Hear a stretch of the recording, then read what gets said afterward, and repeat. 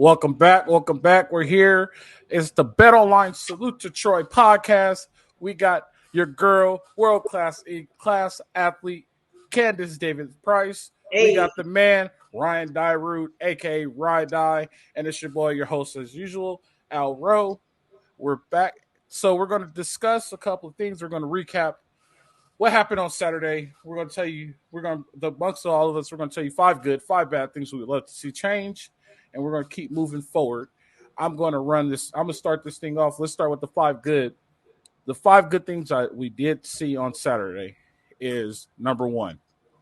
Number one, as a true freshman, has a bunch of upside. And he does not have a ceiling right now, right? We don't know what's going to happen in the future. You can't predict what's going to happen in the future. But you have to give him the ball. Putting the ball in his hands is probably the best thing possible. People are comparing him to a former USC player. I'm not going to give him that yet, and I'm not going to say it yet. I'll wait until his junior year when we're in a big studio by then, and we'll have millions of followers. You know what I mean? But you have to get the ball in number one's hands. Number one, impress me. Keep him on special teams. Number one, I'm going to say this. Number one needs to be like Ezekiel Elliott his rookie year with the Cowboys. So if you give him the ball by handing the ball off to him, if you give the ball by throwing it to him, but he needs at least 10 minimum touches a game. You give number one 10. I don't know. You're putting me on the spot. I can find out real quick. I'll look while you're talking. Yeah. Okay, so, just curious. Yeah, he needs at least 10 minimum touches. He's the guy. Every time he's touched the ball, you're going to hold your breath, right? So what that does now is you have 2 people every time the ball's in their hand, you're going to hold your breath. That right there changes everything, and that makes you a national contender, right? So the whole goal is to become a national contender, keep up with the best, and they're a number 6 team in the nation. So you have 2 threats on offense now when you are in – not even on offense, even on special teams. So when you're having team meetings, you have to plan for this dude in 2 phases of football, right? And the goal is always to win 3. So now you're planning for this dude in 2 phases of football. And if he starts getting carries as long as with passes, now that's really scary because you're going to have to plan for him with 2. You're going to have to plan for him 2 different ways. And then you also have to plan for Caleb. And then don't let those freshman receiver get good because once the freshman receiver get into stride, it's really going to be a nightmare. So, there's a ton of upside there, right? But number one, Jupiter is his limit. Jupiter is his limit. We're not even going to stop him at the sky. Jupiter is his limit. So he has a bunch of potential. So he had 5 touches. He had 4 targets, 4 catches, and 1 carry, plus obviously the special team stuff. Right. That's not enough. Yeah. That's not enough. I agree. Let me ask you this. And first of all, thanks for welcoming us. Hello. We could say hi, right? Hi, how are you? Yeah, hi. You just jumped right into it. Not even how's it going? What's happening on this Monday? I'm sorry, guys. You're so excited. Just pumped. Trojan football's back. Candice is a softball champion, you guys. I just want to let you guys know. She won the softball championship 8:30 Eastern time. So there you go. See, that's stuff we need to know. That's valuable information. So let me ask both of you guys this then. So let's go to you first, Candice, and then for Dio. So more touches for number one, Zachariah Branch. But when you just look at all the mouths, Dorian Singer, Mario Williams, Mekhi Lemon is a freshman. You got Brendan Rice, all these. You got Deuce Robinson, who's a 5-star fraud. Who do you take away from to get him? Is it going to piss anyone off, or you just say, I don't care, this guy needs 10, and we'll figure out the rest? I don't know. I'm giving your boy Lincoln Riley credit again because Al says I'm just so tough on him, but I kind of feel like there was more strategic on his coaching effort, right? Everyone got a little bit of touch, and whose opportunity was it going to be to shine? So now when he does get his 10 touches and they're taken away from that entire bunch, then it's like he's close to outshined our Heisman Trophy winner, right? So there's a lot of justification in everyone got an opportunity. I was once told everyone had opportunity to have the same resources, and look what was done with them, right? So I kind of feel like, as we talked about on Sunday, there was an opportunity for everyone to shine, and your megastar outshined everyone. So I don't think that I think that Lincoln Riley plays chess. Strategically, he was looking to see who shines, and now he can start setting his schemes around that guy with no questions and no pushback. So here's the deal. We said minimum 10 touches, right? That's 5 receptions, 5 carries. It seems like he had way more than 5 touches. Yeah, right. Yeah. Because he's so electric, but that's 5 handoffs, 5 carries. 5 handoffs, 5 passes, right? 5 receptions. That's easy. Lincoln Riley could get that done in the first half, right? So the thing about it is, and I don't know why they didn't do it on Saturday, but Austin Jones should be your number 1 back. And that's your guy. Yeah, that's my guy. That's your guy. I'm a favorite. But you got to remember, and we were on the show last year, Ryan, when Austin Jones, when Travis Dye got hurt, and he was like, "Well, what do they do?" I was like, "I'm not worried. Austin Jones, they're going to run power now. Power is God's play. You can run power, and if you dominate power, right, then you have the game won. No, even in today's football, so you could give Zachariah Branch, you could give him a bunch. You could give him 5 carries, and it could be fly sweep, right? It could be any type of toss. They ran a play off of jet motion. They ran a play on Saturday where they motioned Zachariah Branch, Caleb Williams, and they ran an option play, like old school Rich Rod. So there's more than 1,000 ways to get him the ball, to have him pop a big play, and still keep everybody happy. Now, here's the good thing about it. You start game planning on Zachariah Branch, now everybody becomes open, right? You can only key in on 1 player, right? Yep. You can't key in on 2. So you got to take your pick. Are you going to key in on Zachariah Branch? Or are you going to key in on Caleb Williams? Now, Mekhi Lemon comes open. Austin Jones starts to pop big runs. Brandon Rice, who I'm also a big Brandon Rice fan. Brandon Rice is, he's the guy that you don't game plan against and he'll pop you, right? Yep. All these receivers, they have 13 receivers. Dorian Singer might be the best receiver in the Pac-12. That's what I'm saying. And Dorian Singer's the guy from Arizona. So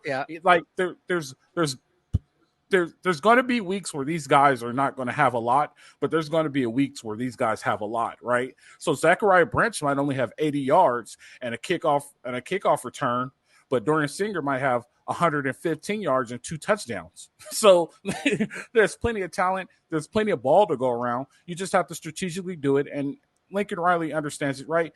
You said Mario Williams. I think Mario Williams, and it sucks. I don't think there's a spot for him. I think Lincoln Riley out-recruited him. And it is what it is. That's fine. But Mario Williams is going to be a guy. If he stays at SC next year, he's going to get drafted 3rd, 4th round, and he's going to be a star in the NFL. It's just not right now because there's better talent but Mario Williams is going to be like Brandon Rice. It's going to be a game where Mario Williams is going to show out, or it might be 3 games where Mario Williams show out. He still have the game plan against him, and he's still an aspect. So there's plenty of ball to go around. See, I not to push back, but I kind of think there is actually a lot of opportunity for Mario Williams this year. And to me, he's kind of within the media. He's kind of the forgotten receiver. Yeah. But he was starting on the depth chart going into week 1. Part of that's familiarity because there are so many new guys. But I just think as that true slot guy, like he has now, obviously Zachariah Branch can play all over, but Dorian's a true X or Y. Brendan Rice, I think, is a true X or Y. And Mario is kind of a true slot. So I think there's still opportunity for him now, whether or not, he ends up getting phased out, if you will, just because of the younger talent coming up. That has to be seen. But I think he's going to be very involved in what's, I think, exciting for me, Al and Candice, this year is, when you looked at last year's offense, when Jordan Addison was clearly the best receiver on the team last year. Clearly. Like when he was injured for some of those games, obviously Caleb did what Caleb does. He won the Heisman, but it was like there wasn't a guy that stepped up in Addison's absence. Mario had a couple good moments. Rice obviously had the huge game against Tulane. But outside of that, it wasn't like a guy just really took off. And whereas this year, every week it could be someone else. Like next week could be Dorian. The week after that could be Mario's game. Then Zach's game again. Then Brendan Rice. Like there's so much talent now that you don't have just one guy that can pop off. It can be 6 guys on any given Saturday. I agree. I 100% agree. I don't disagree with that at all. It could be, and that's the beauty of what they did recruiting wise, and that's how much they've got better at the skill position. Your guy Lincoln, like there's just more strategy. Like anybody had access to that transfer portal. So whatever Lincoln Riley was selling at USC, these kids were buying and they were believing in it. And he's got their buy-in, right? So everyone had the same access. There might be a little bit of glitz and glamour with palm trees and Los Angeles, but the reality of it is you got Georgia losing players to USC. And don't get me wrong, Lincoln Riley's great, but he's nothing spectacular. So for whatever he's got this team drinking the Kool-Aid, you got the buy-in of these guys. Also, I just felt like my core, Lincoln Riley was trying to give just a sprinkle of what he had available just to kind of distract, like, okay, if we pull this guy at the game, we pull this guy at the game, you don't really shut them down. The only thing we're concerned about is the defense. But I don't know if that's because the offense was able to put up so many points with so many players in so many creative ways that the defense just looked like, Yeah, we'll get to the defense when we talk about our 5 improvements. But one more point, Al and Candice, our minds are like exactly thinking the same way, because on the transfer portal thing, I think what's so, and you guys may have talked about this, but I haven't talked about it with you. I think what's so impressive with how deep this room is all these guys had the potential to transfer out also, seeing how many mouths there were to feed. So whatever culture has been built and the buy-in, the Kool-Aid, whatever you want to call it's built, these are guys knowing they're not going to be the shiny diamond of the offense. Like, it's going to be give and take. And there's going to be some weeks where they have 2 catches, some weeks where they have 8. And so that, I think, is a huge storyline of just the buy-in of this culture, that they want to be a part of it, because, you know, Mario could have gone to any other school he probably wanted to and been the number 1 receiver there. And he's number 5 here at SC. So I think that just shows the buy-in, which is cool. Well, I mean, Bear could have went to UCLA because he could have been Bear and played off of that, right? But he came to be a Trojan. That's right. There That's you go. true. But so Bear Bruin. Yeah. So just speaking off of transfer portal, and this is just my prediction, and it may not come true, but I believe the SEC schools are going to struggle when it comes to NIL and transfer portal. I understand these schools could give you a lot of money and they can match the offer, but here's the difference, right? If I'm the Pac-12 player of the week, that very same week, I'm throwing out the first pitch at the Dodger game. If I'm the Pac-12 player of the week, that very same week, I'm sitting floor side at the Laker game and I'm getting honored on the scoreboard. I'm sitting glass side at the Kings game and I'm getting honored on the scoreboard, right? I could go anywhere in LA. I could be on Jimmy Kimmel, right? I could be on anything at the drop of a dime just because I'm in LA, right? I could have a billboard now because I was a Pac-12 player of the week, just like that, right? So you can't do that in Tuscaloosa, you can't do it in Athens, you can't do it in Baton Rouge, you can't do it in Gainesville, where you can't do it in College Station, you could do it in Nashville, right? But Nashville's very. You can't do it in Norman, Oklahoma. Nope. You can't do it in Austin because Austin's almost 7 hours away from Dallas, right? So, maybe closer to Houston, probably you could get to Houston faster than Austin, but you can't really do it there. I understand the money's the same, but I went from being a kid to being a celebrity in Los Angeles, California. Can't offer that in Tuscaloosa. I don't care what you say. I could go hang out with the Kardashians as an 18-year-old. Like, seriously. Like, you know what I mean? Like, just like that, I could go hang out with the Kardashians. Like, I'm going to school with Kobe Bryant's daughter. Like, there's so many things. Aren't they Obama's daughters at USC? One of the Obama. One of them transferred from Michigan to go there. Like that's what I'm saying. Like, I could go to school with the Obama's daughters. Like, I'm hanging out with celebrities. Like, the goal is to be a celebrity, and now with NIL, I could be a celebrity in college. But Al, that was always the standard at USC, and that's why I'm so protective. It was the standard, but we couldn't sit floor side. Excuse me. We couldn't sit floor side at Laker games. We couldn't throw out the first pitch at Dodger games. You're right. You could do that now. I could be on ESPN throwing out the first pitch with a custom-made Dodger jersey that I get to keep now because it's not a violation. With my Caleb Williams has a Dodger bobblehead. There was Dodger bobblehead, right? That's like 2 weeks ago. It was Caleb Williams Dodger bobblehead. Yes, it's badass. Yeah. You could do that now. Like, I could go to the Dodger game and I could wear. Do you understand if I was the Pac-12 player of the week and the Dodgers called me to throw out the first pitch and I get a Dodger jersey with my number on it, with my name on it? Do you know how happy I would be being a kid from LA, a Dodger fan, my whole life? like that's everything. Like, I played for USC and I got to throw out the first pitch for the Dodgers and I get to watch the Lakers floor side. Like, well, think about how much talent we had with, you have my guy, Desmond Reed's on my list, but you got Reggie Bush, You had Desmond Reed, who could have went anywhere else and been, a part of it. But guys will be willing to come and be that role player like a Desmond Reed just because of all the things that you said. Right. Exactly. Me, I was a role player, but hey, if they offer me floor-side seats at a Laker game, be like, here's $250 to do a little promo, I will be there with no problem. I would have been there with no problem. So give me a free hot dog. I'm there. You know what I mean? No, give me free parking and I'm there. Any free parking in the way, sign me up.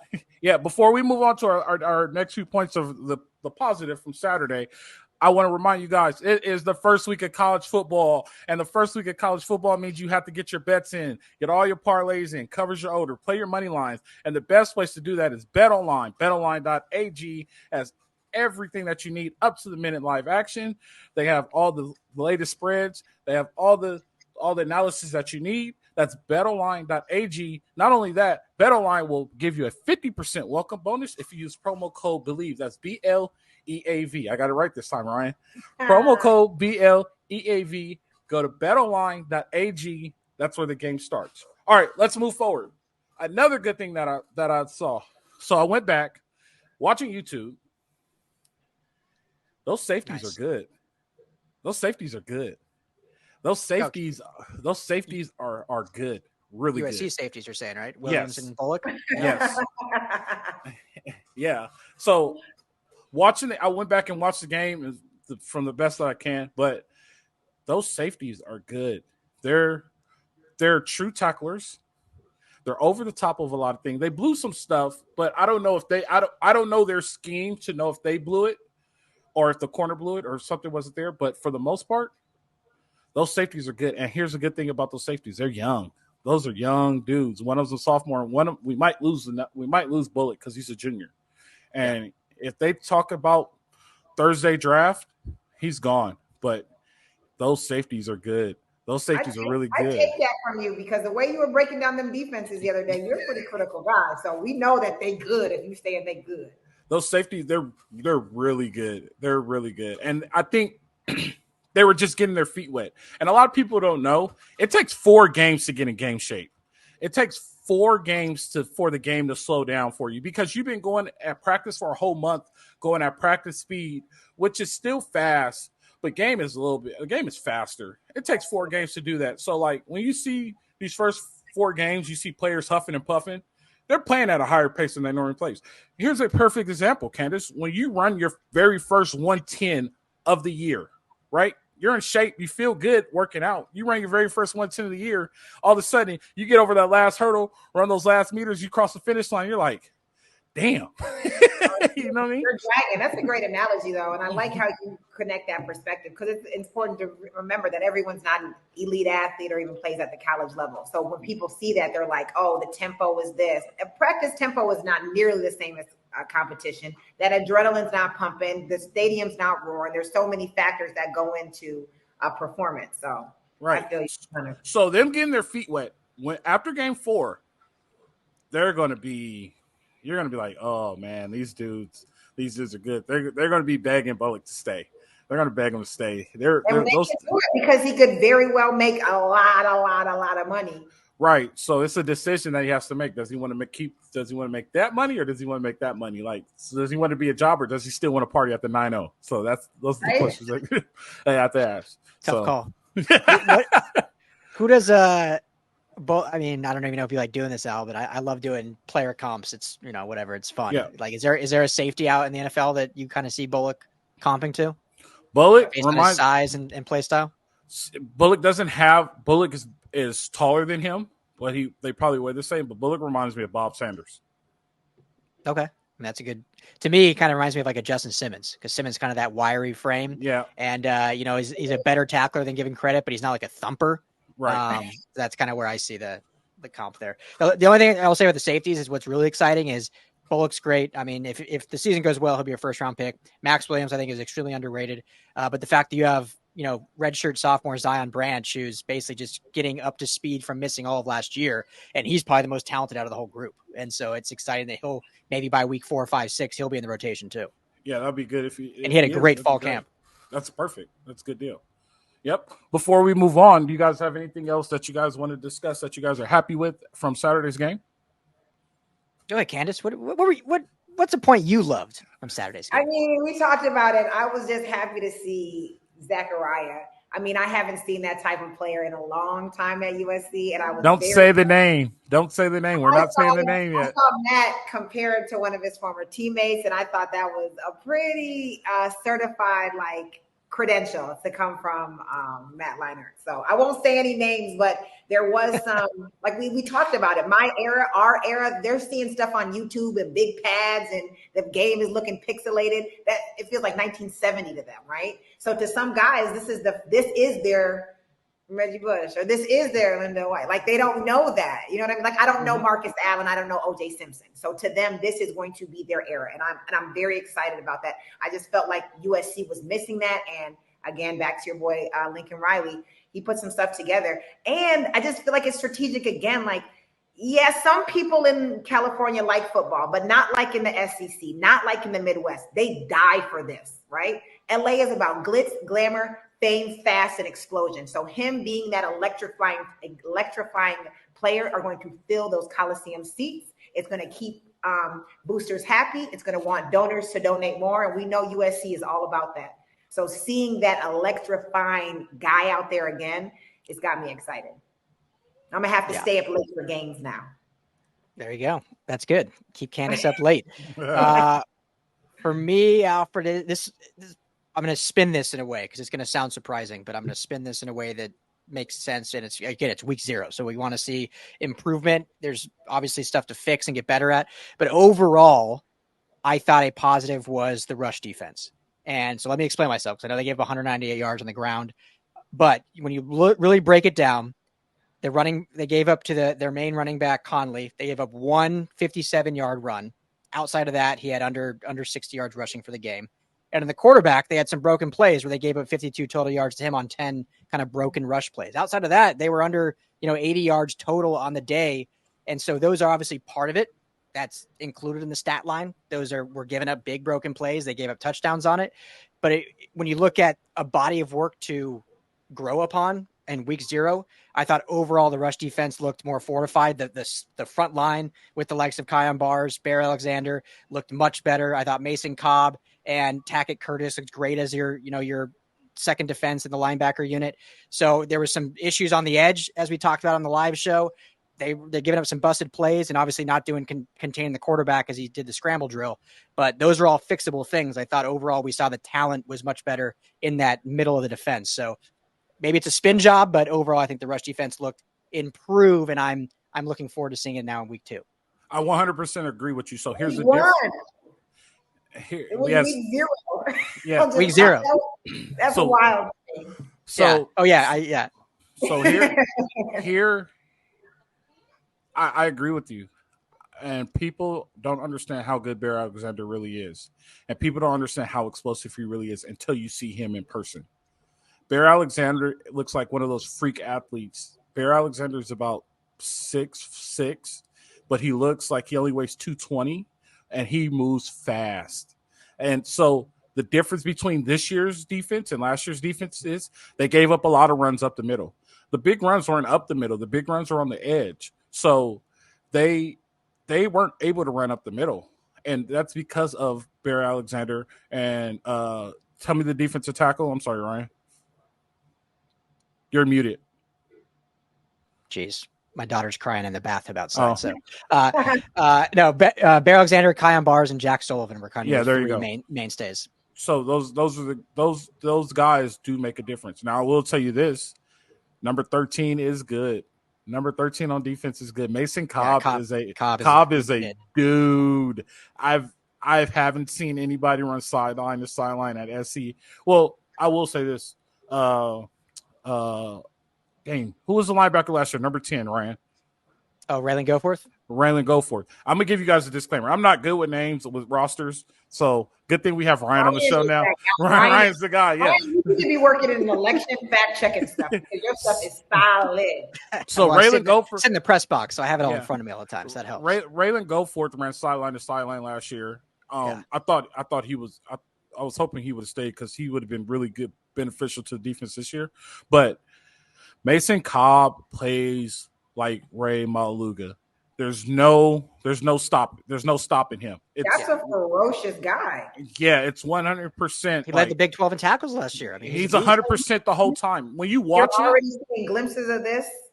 Yes, when you watch him in person, he's all over the field. He's all go all the time, runs off the field. I didn't see him walk once. Third down, he's jogging off the field. Like he's all go all the time.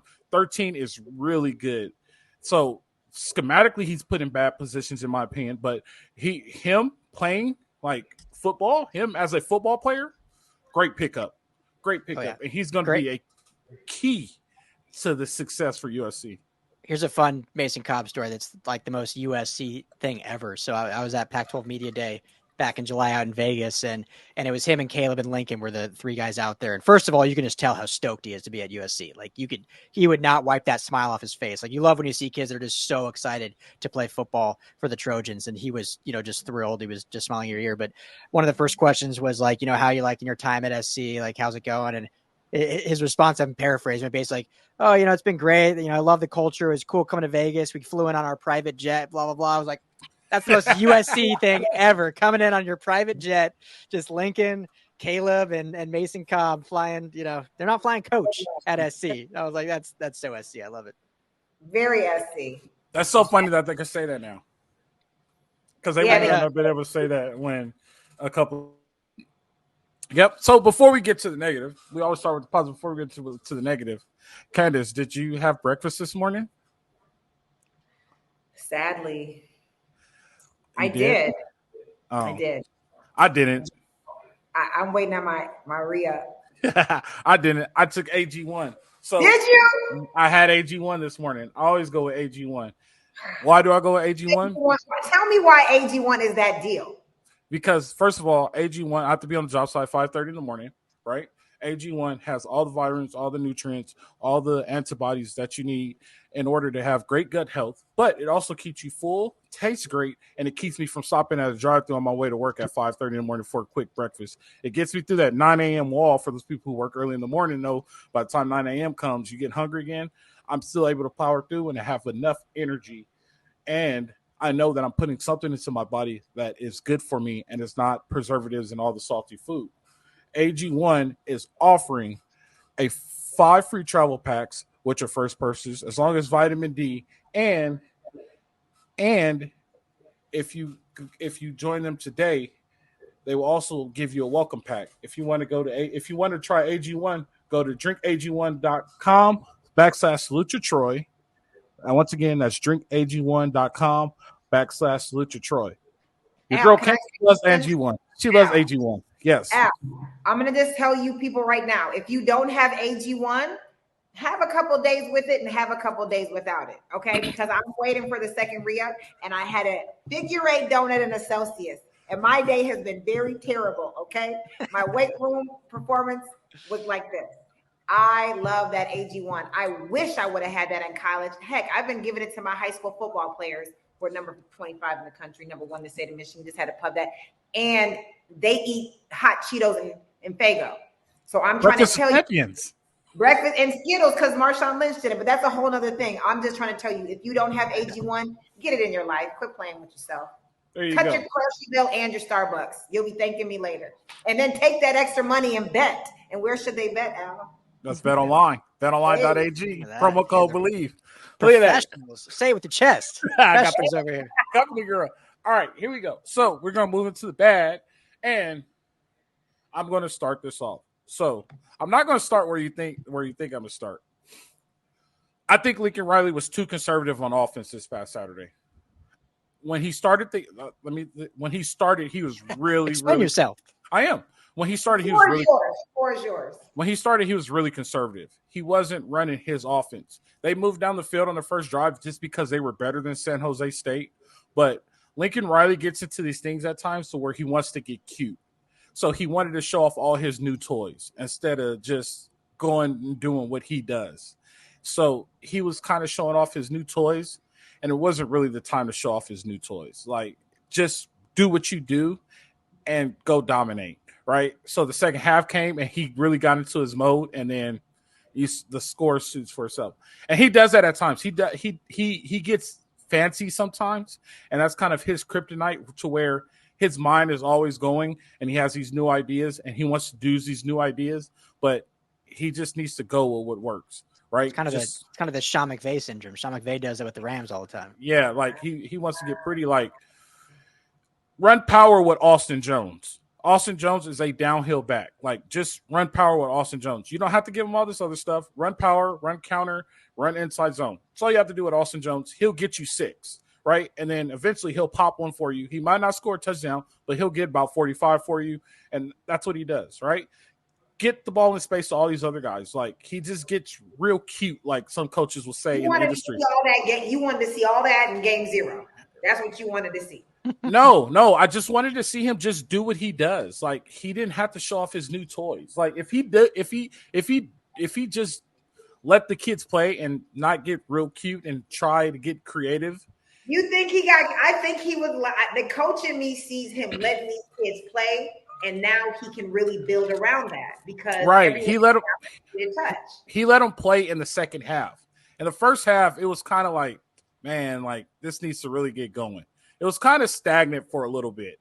Like, it wasn't really like, you know what I mean? Like, then once he let it go, it was like, oh, okay, this is who we came to see. Like, all right, it's perfect. So that's just, that's my observation. That's my opinion.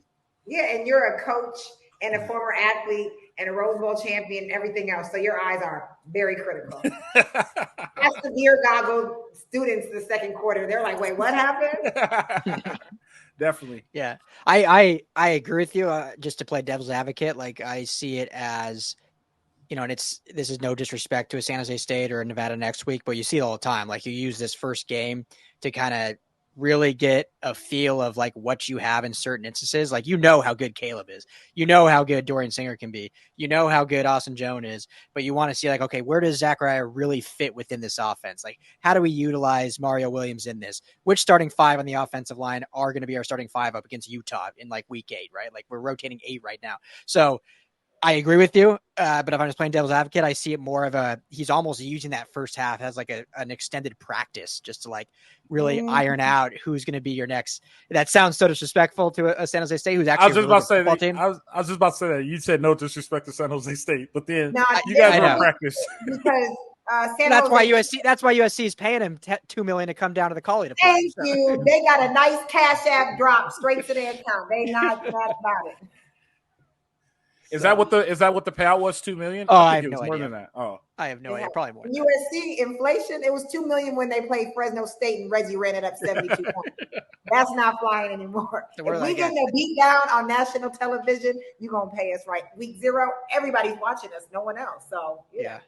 Well, except that it was on the Pac-12 network, so nobody saw it. But nobody saw it. That's another story. Pac-4? You said the Pac-4. The Pac-4 network, yeah. Pac-4 network. Yeah, they might have to drop that 12. It was on Tubi. It was airing on Tubi or whatever those other random streaming services are. What you got, Al? What's our next negative? You want me to throw one in there? Yeah, go ahead and throw one in. So I would say, and we talked about this on the live stream, I mentioned it, but I would say for now, the offensive line, I think it's a work in progress. I'm not worried about it. I think it will get good. Like I said yesterday, I think last year's offensive line looked a little sluggish to start, and they became one of the best in the Pac-12. I have confidence that'll happen again. They're just finding their right starting 5. But at this point, week 0, that was definitely not a elite offensive line for what they want to do moving forward. I have a question. Go ahead. So we talked about this with some of my players today, and we're talking about O-line. And does the O-line get better, and then it solidifies, Caleb has free reign? Or if the O-line doesn't get better, Caleb still is who he is, but he has to scramble more. He has to do all these things. He still becomes Heisman Trophy. So if this O-line improves, does that allow Caleb to show us how great he is even more? Yes and yes. Oh, okay.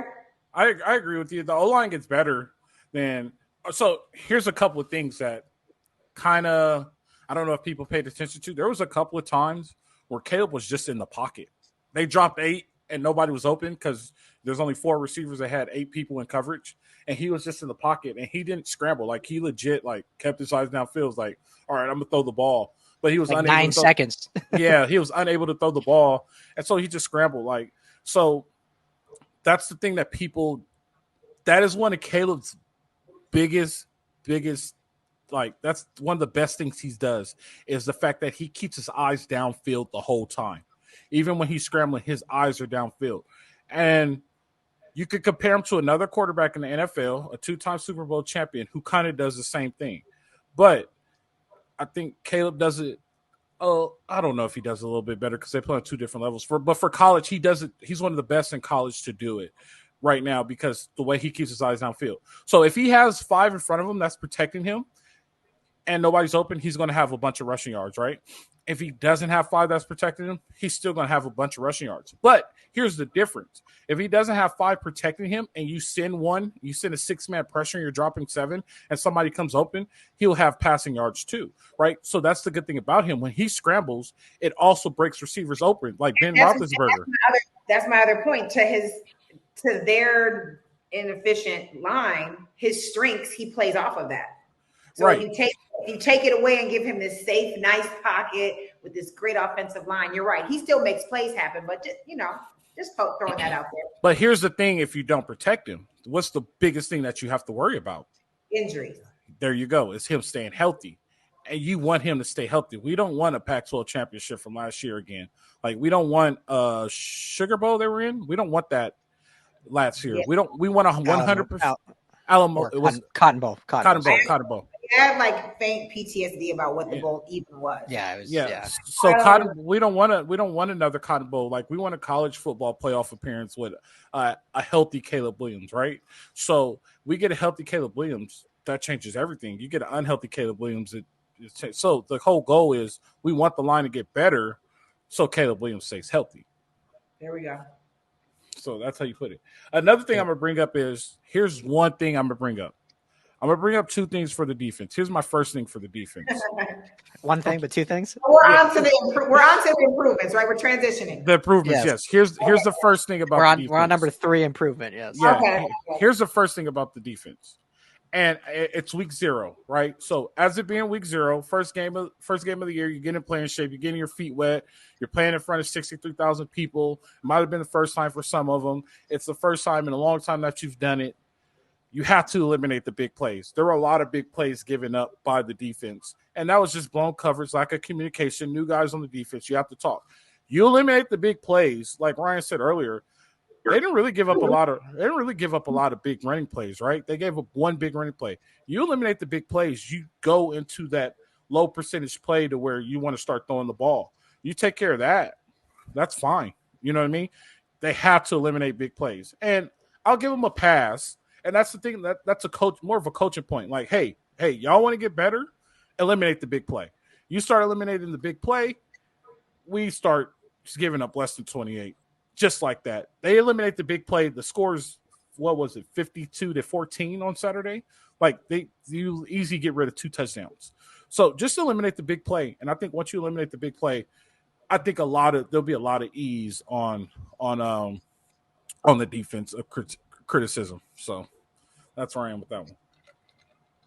Yeah, I mean, I agree. That was the big story to me, was the big plays, and one of that was that 3rd and 22 QB scramble, and you look at the film on that, and Grinch was aggressive. They blitzed one. Cobb was your QB spy, and Cobb read it wrong. I mean, he went to the left side of the line. The QB scrambled to the right, and it was wide open, and he ran for 27 or whatever for the first down. So it's little things of scheme, but also execution. Like, I thought it was good to be aggressive on that play, 3rd and forever. Like, why not send an extra blitzer? You just need your QB spy to kind of read it correctly. And, Cobb's new in the system, and we just said earlier how great he is and how great he's going to be. He just kind of read that situation wrong, or he himself got a little aggressive and stepped up too high. So you fix those little things, and yeah, you're taking 14 points off the board, maybe even 21 points off the board. And then everyone's talking about how great the defense looks, how improved it looks. So, 3 plays make a huge difference.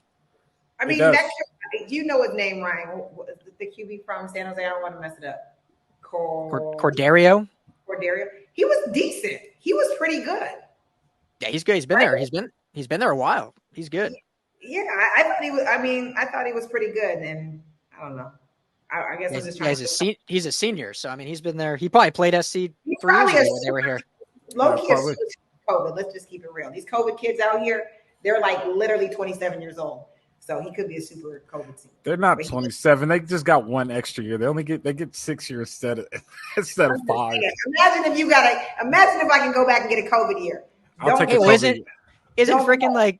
Isn't Sam Hartman like Notre Dame's quarterback? He's like 30. He's been in he's been in college forever. And well, when we talk about Oregon, we're gonna have to talk about that sorry dude from Auburn.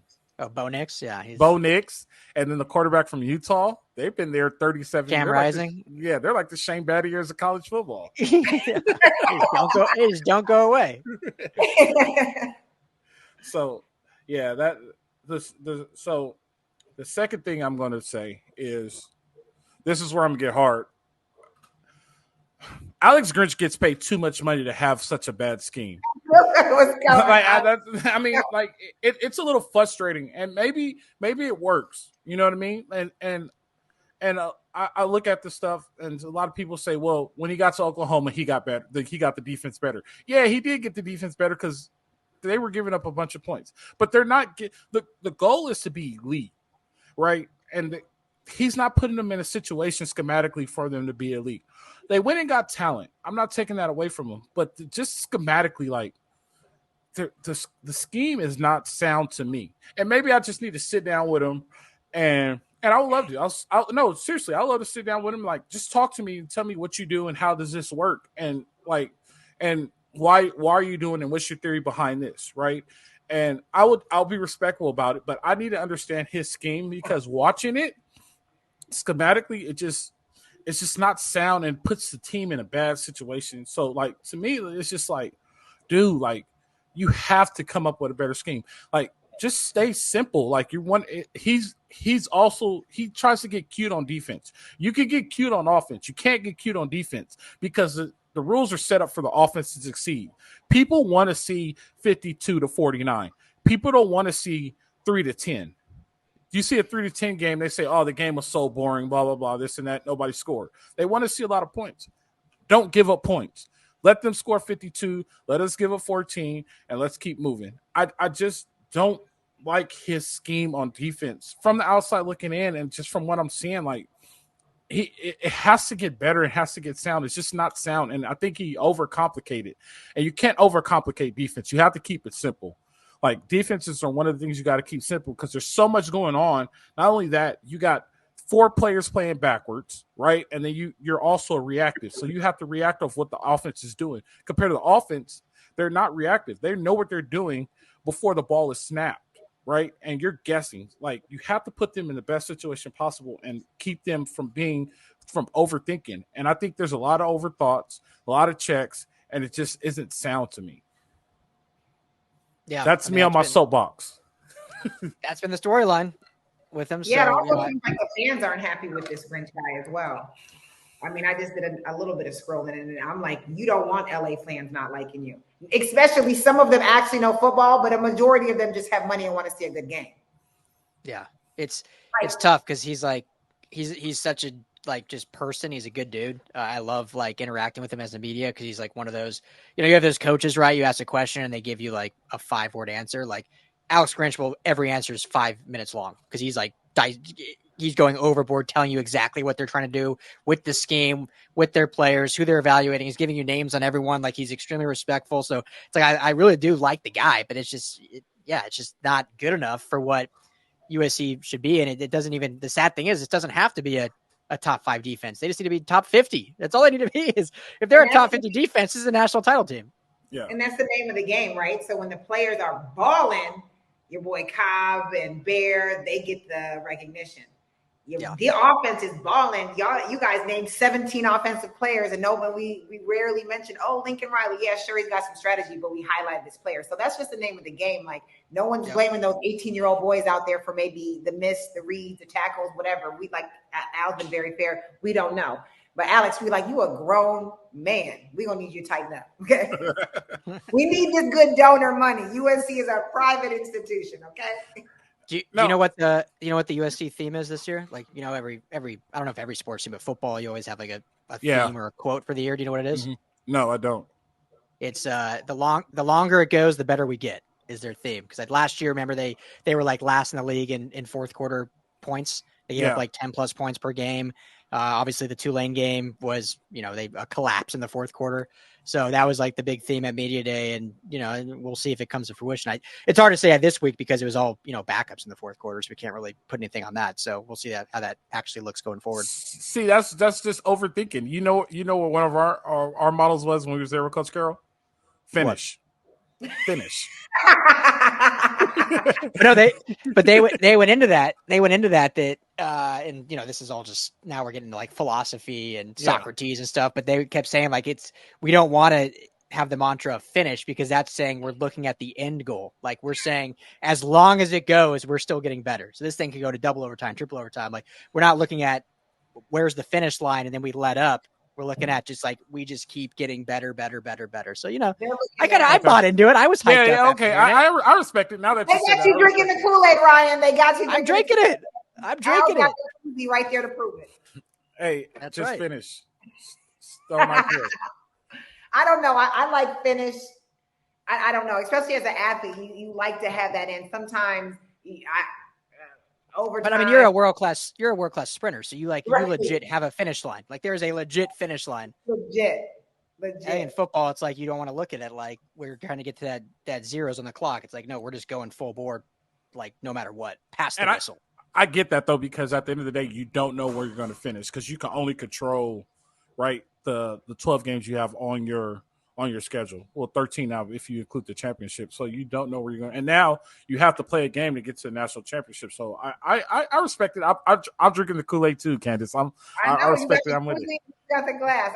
When I get to LA, I'll have to get on it. There you go. We'll have a shirt waiting for you. There you go. Perfect. Hey, so we got our the goods, we got our bads out. Let's just do one more quick recap about Saturday. I want to start with the world class athlete. I want to hear your opinion about Saturday. Tell me real quick. Tell me what you think about Saturday. What you thought about Saturday? Honestly, it made me a bit less critical and a little bit of a Lincoln Riley fan. I've been looking for, my Pete Carroll era. Ogeron, Sarkisian, Lane Kiffin. These are guys. I was just telling my team, like they raised me.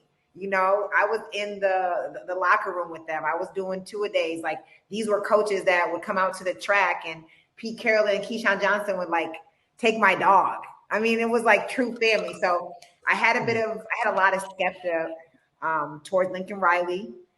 There's no hiding that I feel a certain way about people coming in that aren't already inclusive in. But to be fair, Sarkisian and all them were outsiders at one time too, right? So Lincoln Riley. Yeah, okay. Don't come for my guy. Yeah. Pete was an outsider. So I pride myself in having some very high standards because USC, I mean, we are a prestigious world-renowned university. 9.9% acceptance rate. 9.9. That's as elite as it gets, except for Long Beach. Like, I didn't even know. They wouldn't even accept me. But, yeah. I was happy to see. We weren't good enough for you, so you're good. I think I might have prejudged him a little bit too much and seeing what they were 4 and give me the good 8, 4, 9. 4 and 8, 4, 9. Like yeah. I'm a bit of a coach, and I know the type of work, I know the type of hours, I know the type of sacrifice that this man has been putting into making sure he came out and gave the Coliseum a show. So I'm almost a Lincoln Riley fan. It's week 0, so let's not get too crazy. Yes. And I'll be a big fan if he lets my boy Zacharias come over to the track team. Hey, he might. Put that out there in the universe. You might. No, I love Lincoln. I'm a huge Lincoln guy, but yes, I think you make a fair point because you got to prove it. And he's had success offensively, but they've no college playoff wins. He's been to 2. Defensively, has never gotten over the hump, but I think this is his chance to truly prove it. And I think what he was able to instill culture-wise has been tremendous. And the biggest thing, I think we talked about it yesterday a little bit, but with Clay Helton, I know no one likes to talk about him, but what his biggest thing was, right? Like who he recruited, like he stuck with that guy, right, wrong, or indifferent. And I get the loyalty. Like I know he was a good dude, and he was a really good guy, but this is SC. You got to win games. And I think Lincoln's already proven, like I don't give a F, like the best players playing. Like Zacharias, a freshman. Mario, you came with me from Oklahoma. Zacharias getting more reps because he's just better. And so I think that is that winning culture that they've kind of built up, which has been good. Here's a little stat of what football does for your school. In 2022, 64,256 students applied to USC. How many? 64,256 students applied to USC. Right? In 2023, 80,790 students applied to go to USC. So almost 20,000 more. 20,000 more. And look what it was in like 2020. It was by like 20,000 in the peak Clay Helton era. That's crazy. I have a respect for him. I prejudged him a little bit, but I don't coach Pac-4 football teams or anything, but to see the strategy and also knowing that how competitive the market is for these NILs, for this transfer portal, he nailed it. Every single coach had same access to all these players. And also not just having to take the best talent, picking and pulling guys based off of what he sees and how it could grow. And that's what there's been a consistent theme of what USC is going to grow into just in the next 2 seasons, not just what it is now. So I'm looking forward to seeing what he puts together. Yeah, I'm not going to be a vote for Pete shirt or anything. I mean, a vote for Riley. You ain't going to see me in that. What about you, Ryan? What do you take away from Saturday? Yeah, I think I'll say this. I've been covering the team now for 3 years. Followed the team obviously a lot longer than that. Been in LA since 2008. And this is the most that I can remember. Maybe not in those early 08, 09 years, but I was, not as close to the team. So in the most recent, probably decade, the most hype and excitement I've seen around this team, and you could feel it at the Coliseum. I know it wasn't like a quote unquote sellout, what do we say? 65,000 there for a week 0 game against San Jose State. Yeah, around there, 65 or so. But just in the city of LA, like you walk the streets and it's like, you can tell this is, the Rams are, 2 years removed from the Super Bowl. Yeah, the Chargers are, Justin Herbert. There's a lot of excitement, but this is definitely a Trojan town when it comes to football. And it feels like that again, which it didn't 5 years ago. I mean, no one gave a rat's ass about the Trojans 5 years ago just because they hadn't been good and they were in turmoil. And now with everything Lincoln Riley's done in such a short time, I think that's been my biggest takeaway from Saturday is like you could feel it in the stadium. Like people are pumped up and excited and all the alumni are back involved. I mean, 2-3 years ago, alumni didn't even go to games. And here we are at this. You see all the alumni. Mark Sanchez doing the coin toss. I saw my guy Frost Ruck cruising the stadium. Obviously Sua Cravens and Cody Kessler and all those guys are doing the Trojan tailgate show. And again, I'm even less of a Pac-4 coach than you are, Candice. I have no connection to that. All I can do is speak on what I see and who I know. But, I've talked to Frost, my buddy, a lot. And he said, like, as soon as Lincoln was hired, like his big thing was getting the former players back involved because there was such a disconnect in the last years. And so he's done a really good job of like making sure the alumni is back involved, having that Trojan family kind of back, involved within the program and with the players. And you can feel that at the college. So not a football answer, Coach Rowe, but that's kind of what my vibe from Saturday. Jen, take notes, but I want to touch on this real quick. Oh, leave Jen alone. USC football is good for college football. And everything that Ryan just said, USC is winning. People are happy. People are excited. In US, like Los Angeles, they make this a football town. There's so many things that you could be doing. A Dodgers game, an Angels game. You can do tons of things, but people filling that Coliseum, LA feels better. So if crime is down in South Central because the Trojans are winning, let's go. Don't you ever put the Angels in LA again. Don't you ever do that again. My bad. It takes just as long to get from USC to Dodgers as it does to get to Anaheim with traffic. Hands down. Got it? You can be in Anaheim in the amount of time you sit on Figueroa for 62 minutes to get to Dodger Stadium. Facts. I don't care. That's why you don't take Figueroa. Yeah. Facts. The Angels take the train. Take the shuttle. The Angels are not LA's team. Yeah, I'm excited. Listen, Candice. I just want to before I go, I just want to let you know this because you're from Michigan. You don't know. Okay. The Angels, Clippers, Chargers, and UCLA does not matter in LA. They're just here for the media deal. That's all they're here for. Just remember that. Anyway, so this is what I'm going to take away. There's one thing. And I mentioned this to you on Saturday, Ryan. The TV seats are full. If you were watching the game from TV, you would think that the thing was sold out. The seats are full all the way up to the top of the Coliseum. USC is back, right? And people are happy to be there, and they have the potential to be the hottest ticket in town, like we talked about on Sunday. There is a bunch of talent on the field, and it's only week 0. And pregame jitters, right? It was just a measuring stick game. But the way they set up the schedule is to get better, right? They like, I'm going to pull one of Ryan's lines. No disrespect to any of these schools, but SC has 3 preseason games before they get into the grunt of their season, right? So they have the ability to get really good at game speed reps and be a really, really competitive football team, right? I know you're going to hear all the, well, they're in the Pac-12 and this and that. It is what it is. Like they're Pac-12 this year. Yeah, Pac-12 has multiple quarterbacks that are good. Pac-12 has plenty of talent that's good. People talk about how the Pac-12 disbanded. Do you know who's the biggest loser of the Pac-12 disbanding? Oregon State. Oregon State's been on a 3-year surge for the past 3 years of being a very good competitive football team. They're not going to go win a national championship or anything. Oregon State's going to be in the Pac-12 title this year against USC. That's you think so? Yeah, Oregon State has been on a upward trend for a very long time, and the conference disbanded. Now they have nowhere to go, and nobody wants to take a chance on them because you're like, well, how long can this last, right? Is this just because you got a good class, this and that? Neither here nor there. As what I saw on Saturday was what I played in, what I knew as a kid, right? They're getting out of the funk, and people are still going to be kind of skeptical, and they're like, it's just San Jose State. They should have won. It's just Nevada. They should have won. It's Stanford. They should have won. Stanford game is going to be packed because people know this is the last weekender. So if you want to see a packed Coliseum the first time in a long time, go to Stanford because this is the last weekender, right?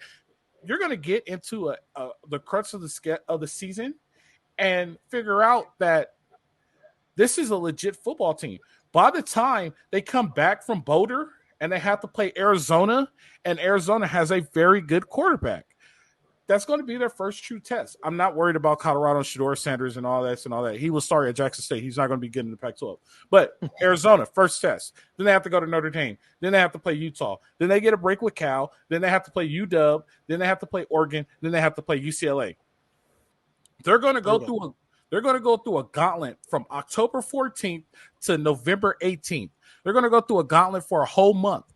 But they have a week 0 game. They have enough games to get them ready. They have enough games to figure out what they want to do. But by the time they play UCLA and ready for the Pac-12 championship, they're going to be battle tested and playoff ready.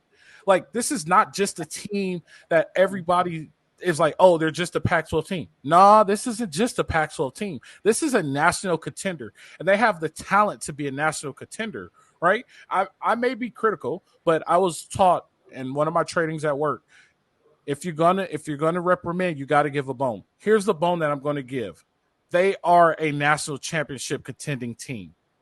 This is a legit national championship contending team. This is a team that you have to worry about. If they make the playoff, can they win it? Can they beat Georgia? Can they beat Alabama? That question I don't know yet because I haven't seen Georgia or Alabama play. Last year they weren't able to beat Georgia or Alabama. They weren't there yet. But what I saw and what they're becoming, they're becoming a team that could compete with those two teams. I'm not worried. I just want them to get better. I'm an alumni. I played there. I understand what USC football is about. I grew up in South Central LA, 48th and Avalon. When the Coliseum was rocking, I could hear it from at my house. I am a true fan. I grew up with this. So when I am the way I am, it comes from a way deeper place than you, Candice. I'm sorry.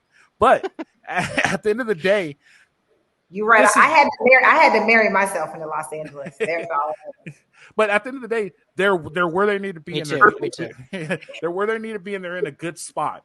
And I'm not worried. I hear you saying, Al, is that Alabama fans are going to be rooting for UW to take Washington down. I mean, to take USC down. What I hear you saying is Georgia fans are going to be rooting for UCLA to take SC down. I think before that, I think when they go to South. Yeah. Every week when the AP polls are coming out, we're going to gain fans in Tuscaloosa, in Athens, in Gainesville, wherever they're at, hoping USC comes down. I think when they play Notre Dame, they're gonna be like, oh, this is the first test, and they're gonna drop like 60 on Notre Dame. I saw Notre Dame's offense. It's not fighting words. I saw Notre Dame's offense. It's a very methodical offense. It's not very explosive. They had maybe 4 big plays, maybe because they were playing Navy. But I need to see Notre Dame play a legit contender and see if they're able to compete. I'm not scared of Notre Dame. I'm not scared of anybody right now until I see them play. I saw USC play, and I know the potential that USC has, right? So this is the first week, right? So this is week 1, and we get to see all those games, right? Now, here's the deal. Alabama's going to play Backyard State University. Georgia's going to play Backyard State University, and they're going to blow them out by – Write that check. Right. They're going to blow them out by 70. Pie you. Yeah, they're going to blow them out by 70, and they're going to be like, oh, Alabama, Georgia's the elite teams. No. Play a group of 6 school on your opening games. Do like we do. Like we're not playing 1AA universities. We're playing group 6 schools. And it's Mountain West. Yeah, and they're not just any team in the Mountain West. They're probably going to be competing for a Mountain West title. Yeah. So that's San Jose State was runner up last year. Yeah. They said they think they'll win the conference. Exactly. Yeah. So and just to be fair, they put up 28 points. So if that's not good for their confidence, whoever they're going to take on, I didn't look at their schedule, but they're going to dog walk them because we won't see how good Notre Dame is until September 23rd when they play Ohio State. Notre Dame plays Tennessee. Good for having the grass long. They're going to put on their shiny. No, they have turf now. They have turf now. They're going to have touchdown Jesus just with all the prayers. So. Notre Dame. I'll be there. Notre Dame plays Tennessee State, North Carolina State, Central Michigan, and then Ohio State. So Central Michigan. Exactly. So Tennessee State. Like easy. All check games. So I'm not worried. You know what I mean? Like we'll find out when we get deep into the fall and where we really are. But this is a competitive team that's going to be competing for the national ranks. If they're I'm sorry to interrupt you. I want to see a USC team that executes. And me living on this side of the country, they got this soft schedule. Oh, they're in the Pac-12. Oh, this, oh, that. Caleb Williams in the grade because cool. Well, let us execute on some stuff, and then we'll come and see you in your backyard, Athens, wherever you want to line up at. So I'm excited to see some nice execution. Well, we get lucky next year because they play LSU. But go ahead, Ryan. That's right. I just want to end with this question because Candice brought it up. Like, how much shit does like Michigan and the Midwest talk about SC? Because you hear it all the time nationally is we're soft, Pac-12, I can LA. tell you right now, Braylon Edwards, who I hope you're listening, Braylon, who is probably all of 27 miles north from me, he's like, oh, y'all boys gonna get dog walked. Are we really? Because I was at my very first Rose Bowl, Braylon Edwards, and you did not win. I'm about to say, Braylon Edwards, what happened when he came and saw us in the Rose Bowl? I remember being so torn because I'm like, damn, I grew up in Ann Arbor, 7 years old, going to the big house. Brady was the QB. Like, that was life. And now I'm at USC, and these are my friends. Matt Leinert's my friend. Frosty Rucker is my friend. Ronald, these are my friends. And then I was like, oh, my gosh, we're good. We're real good. So the big house, they're a bit overrated. They can't move like your boy Zachariah. They can't. Yep. They don't have it. They Midwest boys. Now it will be a different climate next year when your boy Jim starts picking people from Mater Dei, De La Salle, Long Beach Poly. They're now going to be like, oh, come to Ann Arbor. Your parents will get to see you play. So that's a whole other conversation. Candice, ain't nobody. Jim ain't coming to Long Beach Poly. It's not what it used to be. Not coming. No, Jim's you guys got spanked this weekend, right? Dog walked 16 to 15 to Bishop. Hey, but you got like the what's it called, the American Game of the Week this week against Mission Viejo, your guys' rival. Well, no. All right, so Mission. So aren't they number one? Huh? Mission, aren't they number one? No, they're not. No. Or no. Mater Dei probably is, but Mission Viejo is always pretty good. So when I was talking to Mark's dad at the game, because Mark was there, and Ryan blew his opportunity. I said, "Hey, you want to come talk to Mark Sanchez?" And he was like, "Uh-huh." And then I was making a damn chili dog, and you like caught me off guard. I didn't know you were saying. And then Ryan's like, Mark Sanchez is my guy. John David Moody's my guy. Get it straight. I turn around and Ryan's not there, and I'm talking to Mark, and then I'm talking to Mark's dad. I'm like, yeah, we play Mission Viejo. He's like, it's not the same. All our good players are at Bosco and Mater Dei. He's like, it's the same thing for you. So it will be a good game because it's equally talented. So it's not the same. Yeah. We'll talk. We'll have that talk about what the CIF did, and it's pretty much destroyed high school football in Southern California. Yeah. Destroyed it. Yeah. So yeah, but definitely, hey, it's been a pleasure, you guys. It's always fun. Congratulations, Candice, on being the softball champion. You know, lightweight USA softball. If you're looking for just a pinch runner, come get your girl. Okay, because I definitely can't catch. I definitely can't throw, but I can get to a base. Not a problem. Ryan, I appreciate you. This is going to be fun this season. We're going to have a bunch of fun. You guys tune in, subscribe, like, leave all your comments. We actually do respond. Sooner fan. No, but yeah, definitely. No, it's been fun. I appreciate you guys. This has been the Bet Online Salute Detroit podcast. We will see you guys on Friday. Live free, fight on.